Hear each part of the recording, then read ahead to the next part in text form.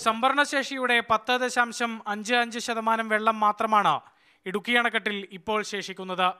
കഴിഞ്ഞ ദിവസം വൃഷ്ടിപ്രദേശത്ത് പെയ്ത മഴ 17.2 മില്ലിമീറ്റർ. കഴിഞ്ഞ വർഷം ഈ സമയത്തിനുള്ളിൽ 327 മില്ലിമീറ്റർ മഴ ലഭിച്ച് അണക്കെട്ടിൽ ഇപ്പോഴുള്ളതിനേക്കാൾ 17 അടി വെള്ളം കൂടുതലെത്തിയിരുന്നു.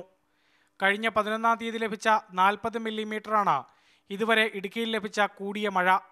1.95 ദശലക്ഷം യൂണിറ്റ് വൈദ്യുതിക്കുള്ള വെള്ളം മാത്രമാണ് ഇടുക്കി അണക്കെട്ടിലേക്ക് പ്രതിദിനം ഒഴുകിയെത്തുന്നത്.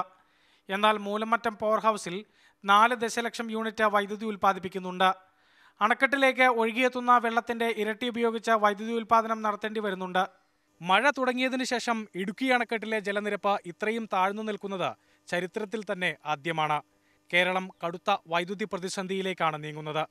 മൂലമറ്റം പവർ ഹൗസിലെ വൈദ്യുതി ഉൽപ്പാദനം നിർത്തിവെച്ച് പുറത്തുനിന്ന് വൈദ്യുതി വാങ്ങേണ്ടി വരുന്നത് ബോർഡിന് കനത്ത സാമ്പത്തിക നഷ്ടവുമുണ്ടാക്കും. ഇടുക്കിയിൽ നിന്നും ക്യാമറമാൻ ജോബി മാത്യുവിനൊപ്പം ജീവ് ടോം മാത്യു, മാതൃഭൂമി ന്യൂസ്.